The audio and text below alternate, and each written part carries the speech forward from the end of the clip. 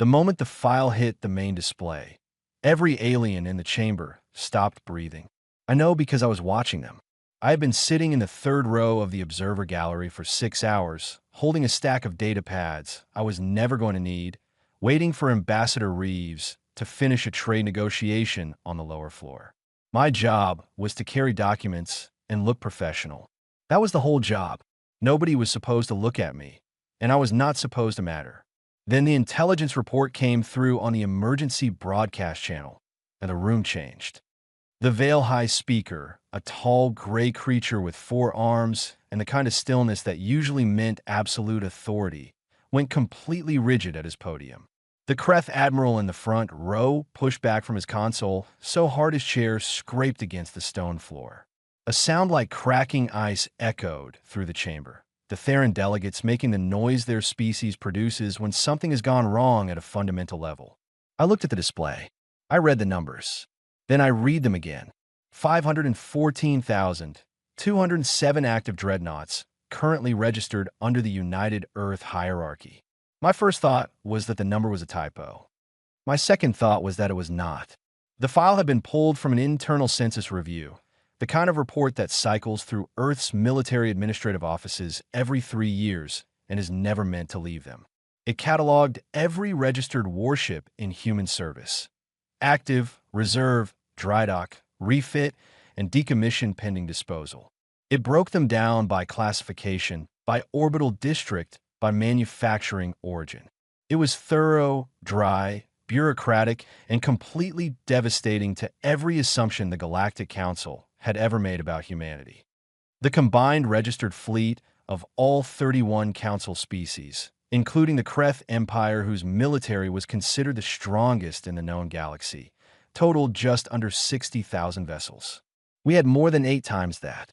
And from the silence spreading through the chamber like water across a flat floor, nobody had known. The Veil High Speaker found his voice first. It came out clipped and sharp, stripped of the usual ceremonial phrasing. We require an immediate explanation from the human delegation. Every face in the chamber turned toward the human section of the gallery.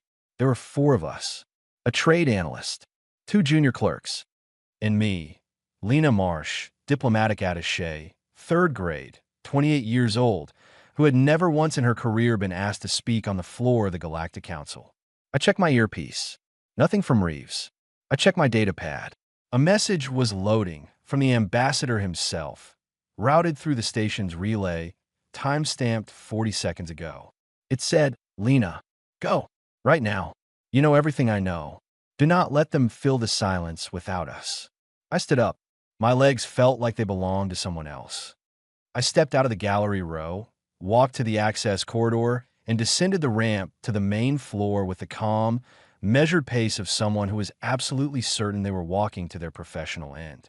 The floor of the council chamber was enormous up close. The ceiling rose 30 meters above it. The display screens curved around the upper walls, showing the leaked file on loop. The numbers, the classifications, the shipyard registries from Earth's 16 orbital stations.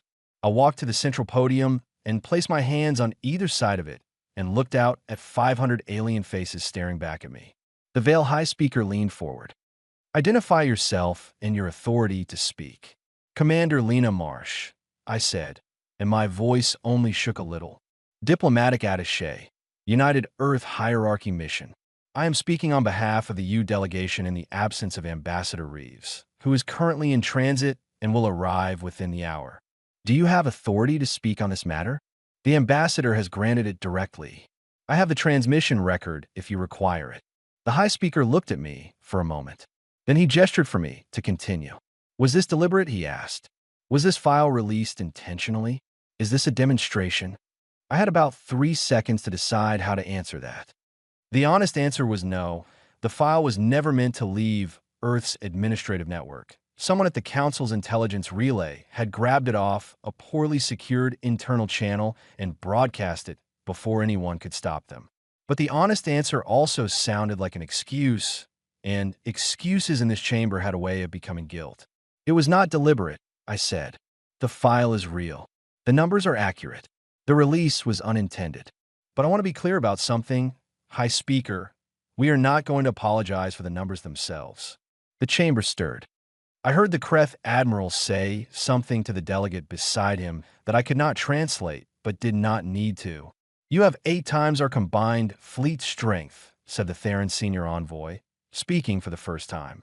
His voice was low, resonant, almost mournful. And you are telling us this was simply never mentioned.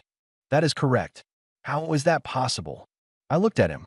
I thought about how to explain something that, to humans, required no explanation at all. I thought about the shipyards above Earth, the ones I had visited as a child on a school trip, the ones that stretched so far across the orbital plane that from the observation deck you could not see where they ended. I thought about the Martian foundries and the belt platforms and the quiet, unending rhythm of construction that had been running for the better part of 60 years. No one asked, I said. The silence that followed that answer was different from the silence at the beginning. That first silence had been shock. This one was something older and colder. This one was the silence of recalculation. I kept my hands flat on the podium and held myself very still and watched them recalculate. The Kreth Admiral stood up without being recognized. In council procedure, that was a serious breach. The High Speaker did not stop him. This is a fabrication, the Admiral said. His translator rendered his voice as flat and hard. No species builds at this scale without the Council being aware. This file has been altered. We are being manipulated. I looked at him directly. I can give you live feed access to any of our 17 orbital shipyards. Right now, unedited, unscheduled, direct satellite link. You are welcome to count for yourself. He stared at me. I stare back. Neither of us moved for a long moment. Then the High Speaker raised one of his 4 hands and called for order, and the chamber broke into noise, and I stood at the podium and thought very clearly. I really should have read the full briefing this morning. But I was still standing, and that, for now, was enough. The noise in the chamber did not stop for a long time. Every delegation was talking at once, some through their translators, some in native speech that turned the air into a layered wall of sound I could not parse. The High Speaker was calling for order and being ignored. The display screens still showed the human fleet registry, cycling through the numbers with the dull patience of a file that had no idea it had just redrawn every political map in the known galaxy. I stayed at the podium. I had nowhere else to go. Ambassador Reeves reached the station 40 minutes later. I felt his presence before I saw him. A change in the energy near the main entry corridor. The way the junior clerks and station staff shifted slightly to give a large, deliberate man room to move. Reeves was tall, broad-shouldered, and had been a diplomat for longer than I had been alive. He came down to the floor without rushing, crossed to the podium, looked at me for exactly 1 second, and said very quietly, "Good. Stay beside me." That was the closest thing to a compliment I was going to get, and I understood that, and I stayed. The session was formally suspended for 2 hours while delegations consulted with their homeworlds. Reeves used the time to review every piece of information he could pull and to speak quietly with 3 of the senior envoys he had relationships with. I stood near the wall and watched and listened and noted which delegations were speaking to each other and which were keeping their distance. The Kreth were not speaking to anyone. They sat in their assigned section in a tight cluster, and the Admiral had not moved from his chair, and something about the stillness of that group made the back of my neck feel cold. When the session resumed, the High Speaker gave the human delegation formal floor time.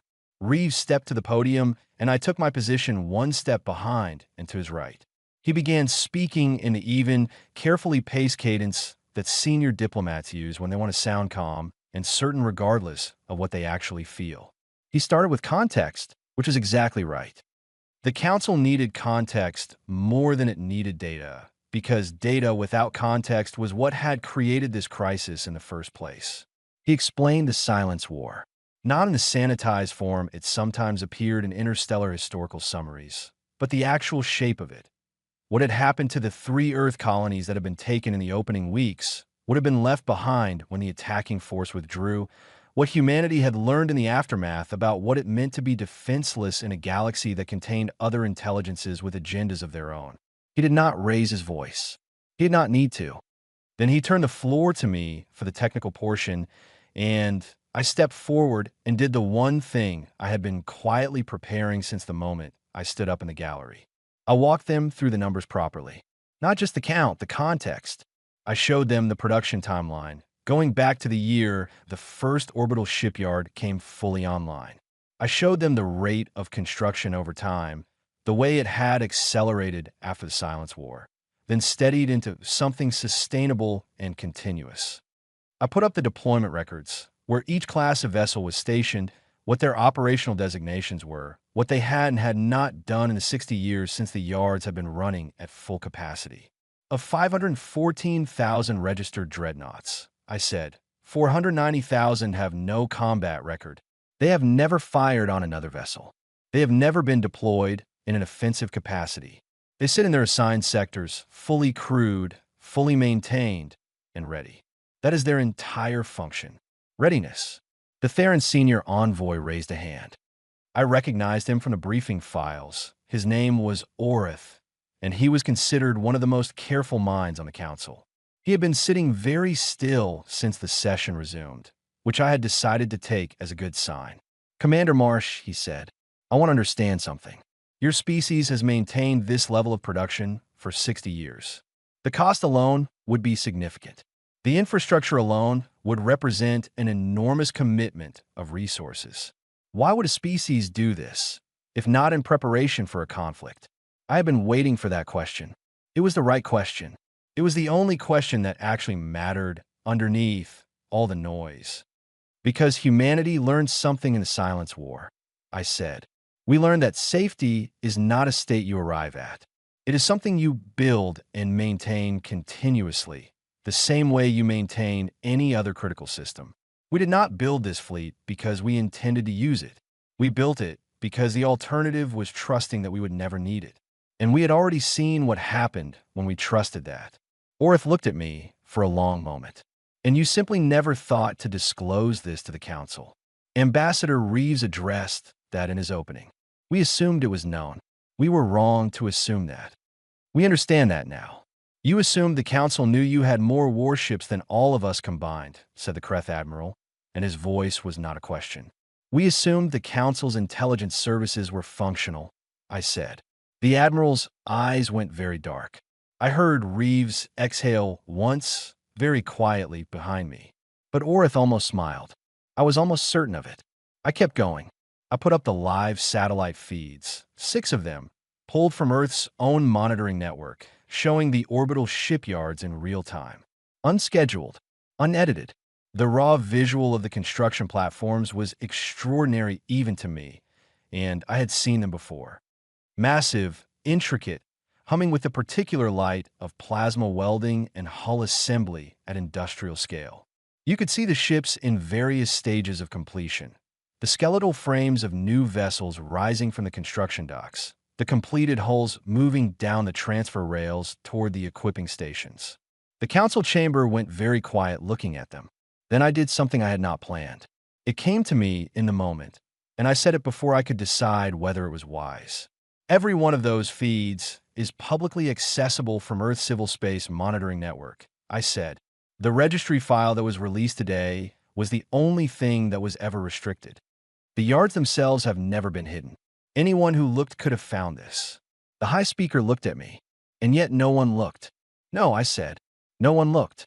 The session was suspended again after that, and this time I did not think it was coming back the same way it had left. Reeves pulled me into the corridor outside the chamber. His expression was unreadable, which with Reeves meant he was working very hard to keep it that way. The live feeds, he said. That was your call. Yes. You did not consult me. You were not available to consult. He looked at me for another second. Then he nodded once, the way a person nods when they have decided not to argue with something that worked. The Kreth are going to push for a formal inquiry, he said. Probably a fleet review commission. They will frame it as a safety measure. It will not be a safety measure. I know. And the Theron envoy. Orith, what did you make of him? I thought about the way Orith had listened. The quality of his attention. He is not afraid of us, I said. He is thinking. Those are different things, and right now the difference matters. Reeves studied me for a moment. Then he said, Stay close. This is not over. It was not over. Not even close. But I was still standing, and the feeds were still running, and somewhere above us, in the vast and patient dark of the orbital plane, the yards were still building. They always were. By the time I reached my assigned quarters on the station that night, 7 species had submitted joint filing notices to the Council Registrar. The filings were formally labeled as requests for clarification, but I had read enough Council procedure to know what they actually were. The first stage of a collective resolution, the kind that required signatures from multiple delegations before it could move to a full vote. The kind that, if it gathered enough support, could result in binding directives. The resolution they were building toward would require humanity to halt all new dreadnought construction and submit existing fleet records to independent council verification. I read the filing summary twice, sitting on the edge of my bunk in my uniform because I had not had time to change, and then I opened my communication channel to see if Reeves had sent any updated instructions. He had. The message was short. It said, "Sleep if you can. Tomorrow will be harder." I did not sleep. At 5 in the morning, station time, my door alert sounded. I was already awake, sitting at the small desk with a cup of cold coffee and 3 data pads open in front of me. I opened the door and found a veiled diplomat standing in the corridor. She was young for her species, which meant she was probably 140 years old, and she was holding a data chip in one hand with the careful grip of someone who was trying not to be seen holding it. Her name was Sereth. She had been assigned to the Trade Negotiations Subcommittee, which meant I had sat across from her in procedural meetings for the past 2 weeks without either of us saying anything particularly interesting. She was competent, quiet, and had a habit of taking notes on physical cards rather than her datapad, which I had noticed and filed away without knowing why. Now she was standing at my door at 5 in the morning, looking like she had not slept either. "I cannot be here," she said quietly. "If anyone asks, I came to return a document I borrowed from your office." I looked at her. "All right, there is a communication that you need to see." She held out the data chip.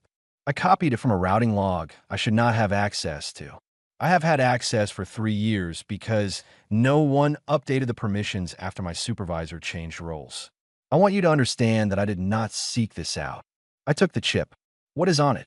The Kreth delegation sent a secured message to 4 other delegations last night. I do not know what was in the main body of the message because it was encrypted above my access level. But the routing header was not encrypted, and the routing header included the subject classification code. She paused. It was coded under the Mutual Defense Protocol. I went very still. The Mutual Defense Protocol was a council framework that had not been invoked in over 200 years. It allowed a group of species to form a binding military alliance against a designated threat. Using it required a formal threat designation first, an official council ruling that a specific party represented a danger to galactic stability.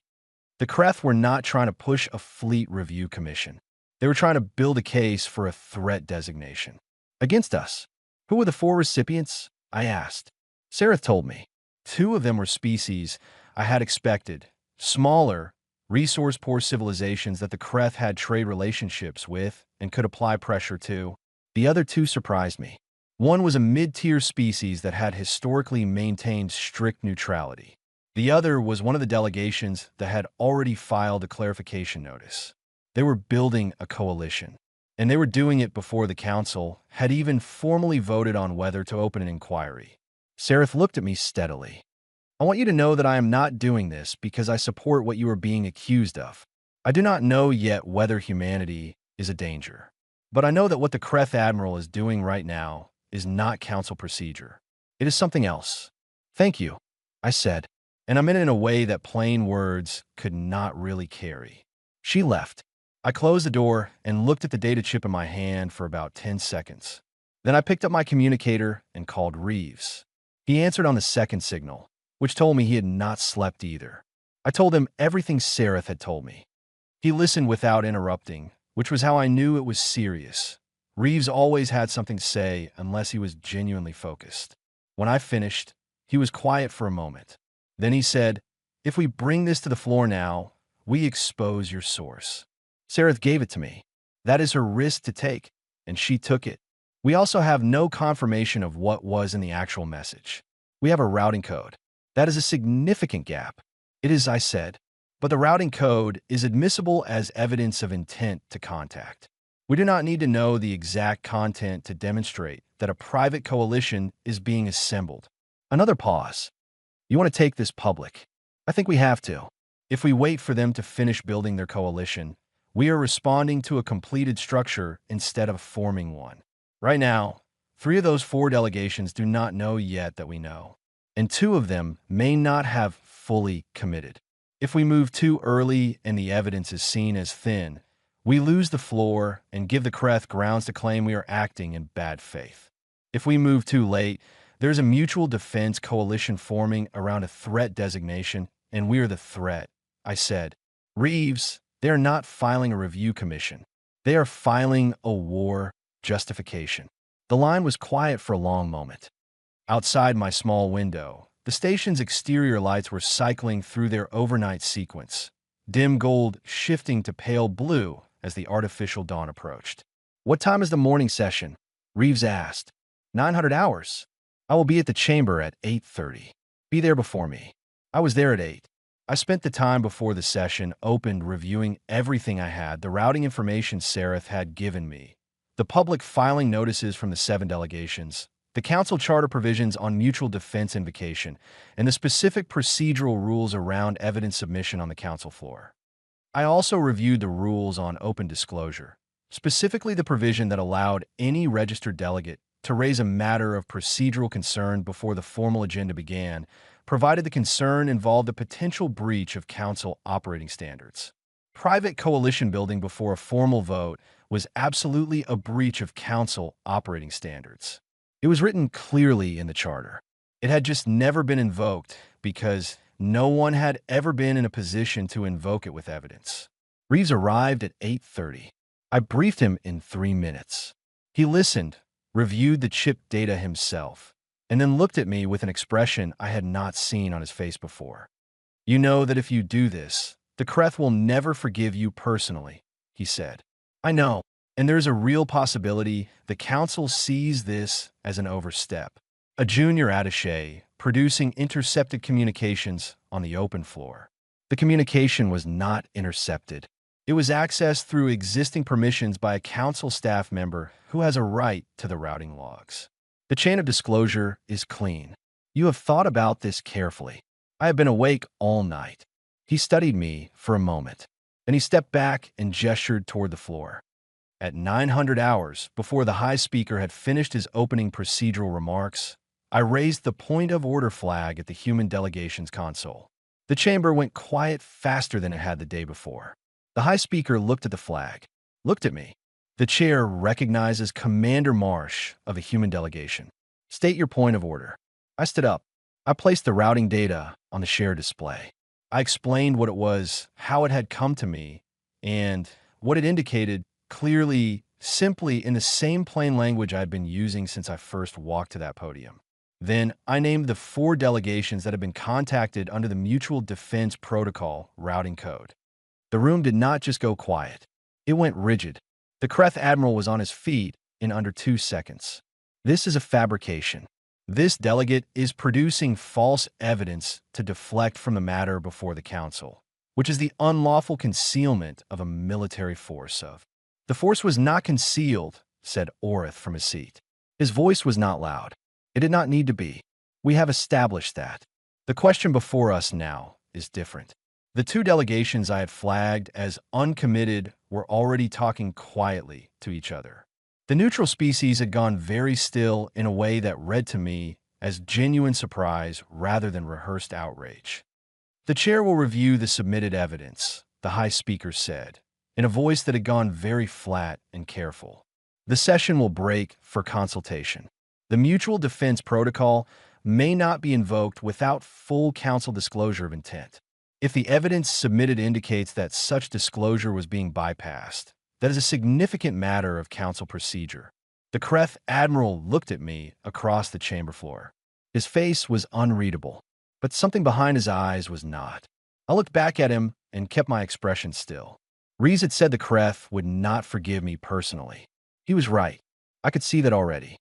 But I'd also just watched the coalition fracture before it had fully closed, and I had watched 3 of the uncommitted delegations shift position in real time, and I had watched Orith, the most careful mind in the room, sit forward slightly in his seat for the first time in 2 days. The session broke. Delegates moved in all directions. I stood beside Reeves and let the noise wash around us. You named them, Reeves said quietly. No qualifier, no conditioner. You named them directly. There was no qualified way to do it that would have worked, I said. The only language the council floor responds to is direct. He was quiet for a moment. Then, the threat designation. Do you think they still move toward it? I thought about the Admiral's face, about the specific quality of that silence. Yes, I said, but now they have to do it openly. And openly changes everything. Reeves nodded slowly. It changes what they need, and it changes what we need to give them. He was right about that too. We were past the stage where evidence and explanation were enough. Something larger was coming, and I could feel the shape of it without yet being able to name it. But for now, the coalition was broken, and that had to be enough. For now. The hearing room they assigned for the formal session was smaller than the main chamber and colder, which I did not think was accidental. The council used the main chamber for procedure and the smaller hearing rooms for pressure. The long table, the closed-set seats, the recording panels positioned at every angle, so nothing could be said that was not captured. All of it was designed to make the person at the center of the table feel the weight of scrutiny, the way you feel a physical thing pressing against your chest. I was at the center of the table. Reeves was not. He had been formally excluded from this session under the grounds that it constituted a direct inquiry into the human delegation's conduct, and that direct counsel for the subject of an inquiry could not serve as the subject's advocate simultaneously. It was a procedural rule that existed and was being applied for the first time in living memory, which told me everything I needed to know about how the council had decided to handle the next several hours. The High Speaker sat at the head of the table. Orith was to his left. The Kreth Admiral was at the far end, which placed him directly in my sight line every time I looked forward. Commander Marsh, the High Speaker began. This session is not a disciplinary proceeding. It is an inquiry into the facts surrounding the United Earth hierarchy's military posture, the circumstances of the data release, and the question of whether the UA's fleet strength constitutes a threat under the terms of the Galactic Council Charter. You are here as a witness and as a representative. Do you understand the distinction? I do, I said. Then we will begin. What followed was 3 hours of the most intense questioning I had ever experienced in my life. They came at it from every angle. The High Speaker asked about timelines. When Earth had begun the expanded construction program, when the first fleet census had been completed, when the U had become aware that the Council did not have access to accurate figures on human fleet strength. I answered each question with the same care I would have given a formal deposition, because that was effectively what this was. Orith asked about intent, not in the accusatory way the Kreth Admiral would later attempt, but in the philosophical way of someone who actually wanted to understand. He asked whether humanity had ever considered that the existence of such a fleet, unknown to its neighbors, might be perceived as a threat regardless of its intended use. I told him honestly that the answer was no, and that the more important question was whether the perception of a thing and the nature of that thing were the same. He considered that carefully and wrote something on one of his physical cards. Then the Kreth Admiral began. He did not ask questions. He made statements and then waited for me to respond to them, which is a different technique entirely and considerably harder to navigate. He stated that no species in galactic history had ever built a fleet of this scale without military expansion as its primary goal. I asked him to provide the historical data that supported that claim, and when he could not, I moved on. He stated that the leak of the census file was consistent with a deliberate intimidation strategy. I pointed out that the file had been broadcast by a Council intelligence satellite, not transmitted by the U, and asked him to explain the mechanism by which we had caused that to happen. He moved on. He stated that humanity's offer to allow Council observers access to its shipyards was a performance, not a genuine gesture, and that the U would find procedural means to delay and obstruct any actual inspection program. I told him the offer was in writing, unconditional, and that we would accept an inspection team on any schedule the Council proposed, including immediate deployment. He looked at me for a moment. You speak very confidently for someone whose species is currently under formal inquiry. I speak clearly, I said. That is not the same as confidence. I have very little confidence right now about how this ends. But I know what the facts are, and I will keep stating them for as long as this table has questions. Orith's stylus paused on his card. The Admiral shifted in his seat. Humanity built 500,000 warships and told no one. That is the fact that matters. Humanity built 500,000 warships to protect itself and made no secret of the infrastructure used to build them, I said. The difference between those two statements is everything. Is it? Yes, because one is a description of hidden aggression and the other is a description of open industry. The orbital yards are publicly visible. The planetary registries are not classified documents. They require an access request, which the Council's intelligence services never submitted. We were not hiding. No one was looking. And you find that satisfactory. I find it a failure of communication on both sides, I said. And I think pretending it was only one side's failure is a way of avoiding the harder conversation, which is what we do now.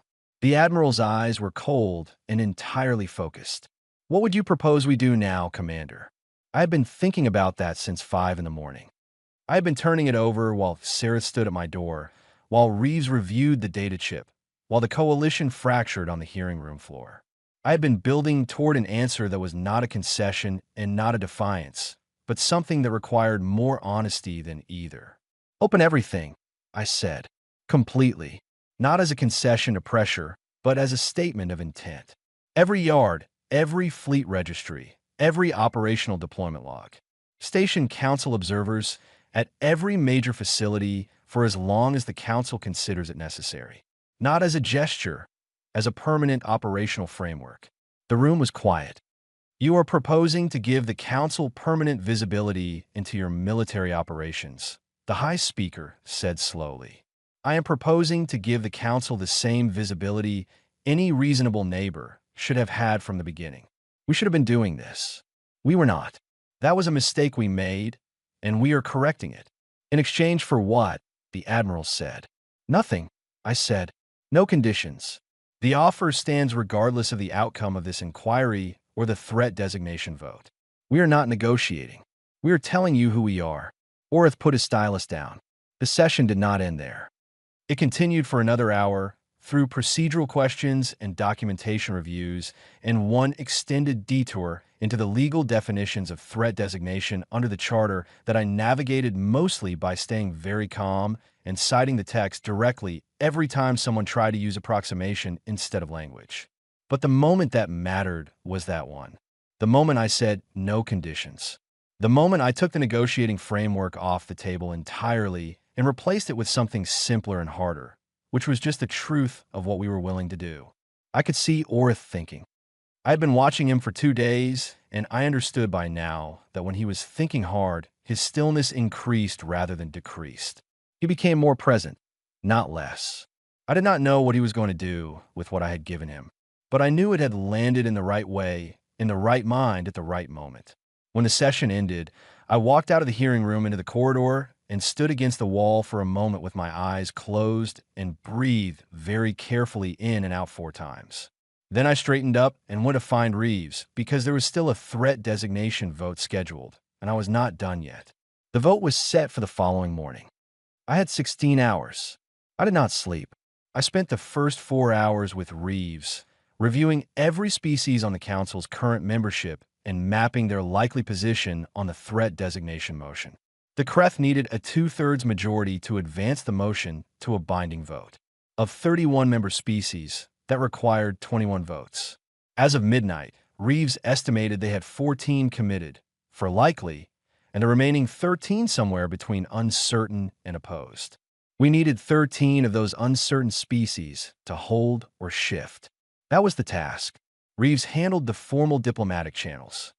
He was on comm throughout the night, speaking with senior envoys, calling in relationships he had built over 20 years of council work. I handled something different. I went walking. The station had common areas that stayed open through the night cycle: a observation lounge, a food hall, a library of shared cultural archives that most species used as a quiet place to sit and think rather than actually browse. I went to each one and found whoever was there and sat down and talked, not as a representative making a case. As a person, I talked to a young Theron delegate named Voss who was 3 years out of his academy and had been assigned to the council as his first posting and found the whole thing overwhelming in ways his training had not prepared him for. I told him I understood that completely. I talked to a pair of delegates from the Reth Collective who were working through a meal together and who initially looked wary when I approached, but who, after a few minutes of actual conversation, told me they had never spoken directly to a human before. I spent an hour talking with them about what Earth was like, what the orbital yards looked like from the surface on a clear night, what humans thought about when they were frightened. The Reth Collective was one of the 13 uncertain votes. I did not mention the vote. We just talked. I talked to a senior envoy from a species called the Orn, who were among the smallest and most cautious members of the council, and who had been filing neutrality declarations for most of the past century. She found me in the library at 3 in the morning and sat down across from me without being asked and said, "I've been watching you for 2 days. You are either very brave or very foolish." "Probably both," I said. "The offer you made. Open access, no conditions. You meant it." "Yes. Your government agreed to this." "My government will agree to it," I said. "I'm going to have a difficult conversation with some people when this is over. But yes." She looked at me with large, pale eyes that were built for different light than the station provided. "The Kreth are afraid of you," she said. "Not because of the ships, because of what the ships mean about what you could become." "I know. Do you understand that fear?" "Yes," I said. "And I want you to know that we carry the same fear. Every species in this galaxy is a potential threat to every other. The question is never whether you could be dangerous. It is what you choose to do with the capacity. We chose to build. We have chosen, for 60 years, not to use what we built.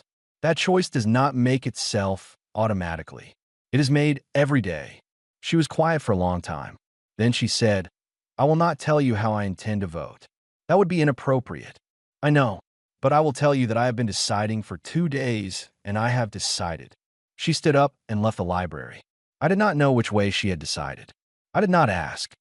At 7 in the morning, I went back to my quarters, washed my face, changed my uniform, and returned to the chamber. The vote was scheduled for 900 hours.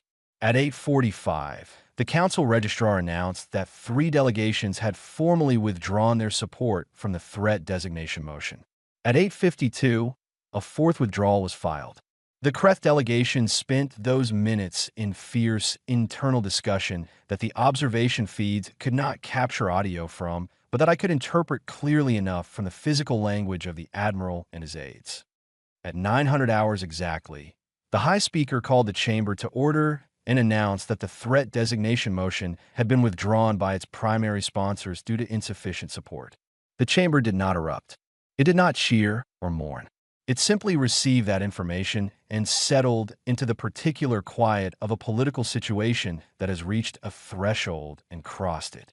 Then something happened that no one had planned for. At 9:12 in the morning, Galactic Council Standard Time, a long-range detection alert came through on the station's emergency broadcast system. The alert was not a drill. The tones it used were different from the drill pattern: lower, longer, carrying the specific resonance that council emergency protocols reserve for events with no established category. I had heard that tone once before in a training simulation and had been told that the simulation was the only context in which most diplomats ever encountered it. The display screens shifted from the council's procedural records to the long-range sensor feed. A cluster of drive signatures had been detected at the edge of map council space. The signatures did not match any registered species propulsion profile. The cluster was moving on a direct inbound trajectory at a velocity that put it inside council space within 96 hours if it did not alter course. The cluster contained, by the sensor estimate, somewhere between 800 and 1,200 vessels. I watched the chamber respond to that information in real time. The Kreth Admiral, who had spent the past 2 days working very hard to frame humanity as the galaxy's most significant threat, sat in his seat and said nothing. His face had the specific blankness of a person whose entire operating framework has just been made irrelevant by events. The Veil High speaker looked at the sensor feed for a long moment. Then he looked at the human delegation. It was not an official gesture. It was not part of any protocol. It was simply a look, the particular look of a person in authority who has just identified where the capability is and where it needs to be pointed. I looked back at him and nodded once. Then I opened my communication channel to Earth Command and spoke 3 words. "We need everyone." The response came back in 40 seconds. Not a confirmation. A counter. They are already moving. Humanity had been monitoring the same sensor networks. Somewhere in the chain of monitoring stations and relay satellites that Earth Command had maintained as standard operational procedure for the past 20 years, someone had already seen what the Council was only now seeing. And the fleet, the vast, patient, continuous fleet that had been sitting in its sectors for 60 years without being needed, had begun to move before anyone asked. That was the thing about building for readiness. When readiness was required, you did not need to begin. You were already there. I told the high speaker what was happening. I showed him the movement orders on the shared display, not as a demonstration, not as a gesture of power, but as a simple statement of fact. Here is what we are. Here is what we do when something comes out of the dark. This is not something we decided today. This is who we have been for 60 years, waiting for the moment it would be necessary. The first human fleet elements reached Council border positions within 6 hours. I watched the sensor feeds update in real time from my seat on the Council floor, where I had been given a permanent position by emergency procedural order. The Kreth Admiral approached me at 11 in the morning. I expected hostility. I expected calculation. I had spent 2 days watching him, and I thought I understood his range. What he showed me instead was something I had not included in that range. He looked tired.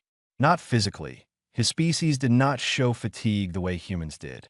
But something behind his controlled expression had the quality of a person who has been running a very complex operation for a very long time and has just had to acknowledge that the operation was built on a wrong assumption. "The unknown fleet," he said. "Your sensors had it before ours." "Yes."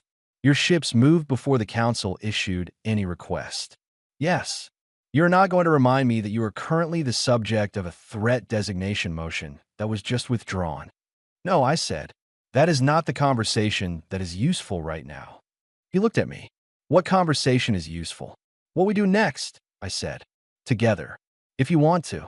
It was a long pause, but it was a real one, not a tactical one. I could tell the difference by now. "The Mutual Defense Protocol," he said finally. "The version you were originally afraid we were using against you."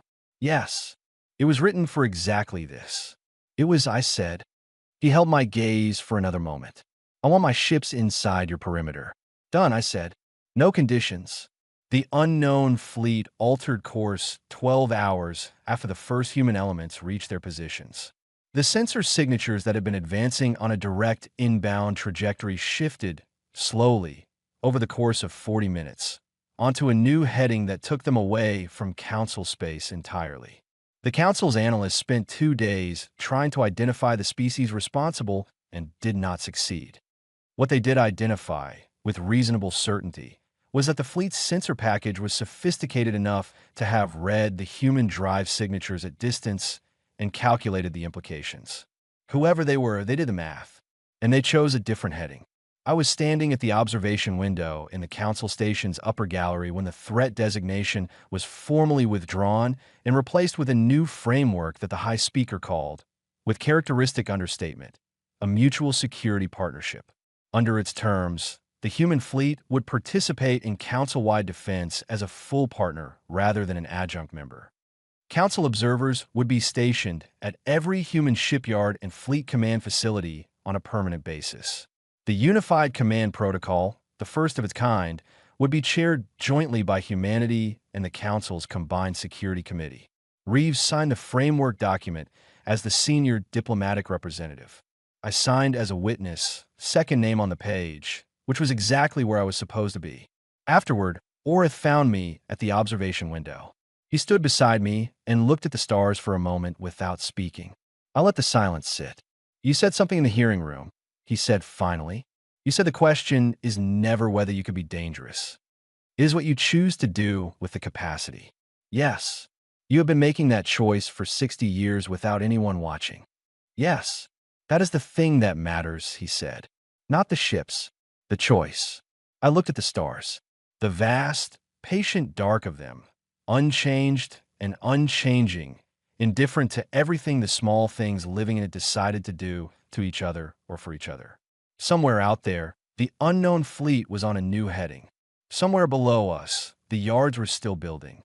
Somewhere in the operational logs of 514,000 dreadnoughts, the record of 60 years of readiness without action was sitting quietly in its files, unread, unremarkable, waiting. I thought about what it had cost to build all of it. Not in resources, in will. In a sustained, daily decision to be ready for a threat that might never arrive. In the discipline of a species that had been hurt once and had responded not with aggression, but with preparation. In the particular kind of courage it takes to build a mountain and then sit beside it quietly and never use it to hurt anyone. We had been afraid. For 60 years, we had been afraid. We had just been afraid in a different direction than anyone expected. Not afraid of our neighbors, but afraid of being defenseless in a galaxy we did not yet fully understand. And so we had built and maintained and waited and kept making the same choice every day that we had made on the first day. And on the day something real came out of the dark, we had been ready. They had spent a week trying to decide if we were a threat or a mistake.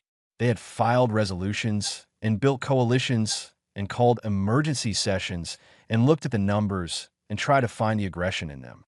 And then something had appeared in the long-range sensors that had no name and no category and no entry in any database. And in the space of a single morning, every question about what humanity was had been answered not by anything I said or any document I filed, but by the simple, immediate, unrequested fact of what we did. We moved toward the problem. We put ourselves between it and everyone else. We did not ask for permission or wait for a mandate. We just moved because that was what the ships were for, and because that was who we were, and because there was no version of that moment in which we would have made a different choice. I had walked onto the council floor 6 days ago to carry documents and stay quiet. I was leaving it with my name on a partnership framework that would change how humanity existed in this galaxy for the next century. Reeves was going to get the credit. I was going to go back to being an attaché. The yards were going to keep building. And somewhere in the dark, the unknown fleet was running calculations of its own. Try to figure out what kind of species builds 500,000 ships and then uses them to stand between strangers and danger without being asked. I hoped the answer they arrived at was the right one. I was fairly certain it was. I turned away from the window and went to find my data pads because there was still a great deal of paperwork that needed to be done, and someone had to do it. That was the job. It had always been the job. The stars did not care. The yards kept building. And humanity, as it had always done, kept choosing.